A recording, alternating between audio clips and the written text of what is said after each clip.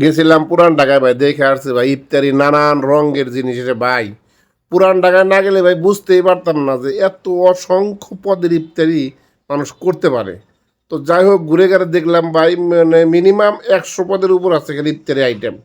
তো ঘুরে গেলে যা দেখলাম বা আমরা ইফতারি করার জন্য অনেক কিছু কিনলাম, কিন্তু এখানে মজার বিষয়টা হচ্ছে কি ভাই, আপনি যা কিছু কিনেন এখানে যেই দামে ইফতারাকে বিক্রি করা হয়, কিন্তু ইফতারির পরে ভাই এই পরিমাণ দাম কমে, যেটার দাম 100 সেটার দাম 30, যেটার দাম 200 সেটার দাম 50-60 টাকা।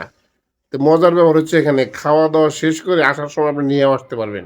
আমি কিন্তু ভাই এটাই করছি ভাই, খাওয়া দাওয়া করছি আসার সময় নিয়ে আসছি ভরপুর। বাসায় আসার পরে 10-12 জন মিলে খাইছি ভাই, সেই ইফতারি ভাই। মাত্র 500টা ইফতারি কিনছিলাম, কিন্তু বাসায় এসে 10-15 জন লোক মিলে খাইয়া শেষ করতে পারি না। তো যাই হোক পুরান ঢাকার ইফতারি ভাই, ভিডিওটা কেমন হয়েছে ভাই অবশ্যই দেখবেন। দেখাবার পারলে একটা ভিডিওটা শেয়ার করে দেবেন। যারা এই ধরনের ইফতারি খায় না তারা দেখুক, দেখার পরে পুরান ঢাকা যায় তারাও খায় আসুক। সবাই ভালো থাকবেন, সুস্থ থাকবেন, আমার জন্য দোয়া করবেন। দেখেন কেমন হয়েছে। পুরান ঢাকার চকবাজারে অবস্থিত শাহী মসজিদের সামনে এই ধরনের ইফতারি পাওয়া যায়। যারা গেছেন তারা তো গেছেনই, আর যারা যান নাই তারা অবশ্যই যাবেন। পুরান ঢাকার চক বাজারে শাহী মসজিদের সামনে মেন রাস্তায় অসংখ্য আইটেমের ইত্যাদি এখানে সেল করা হয়।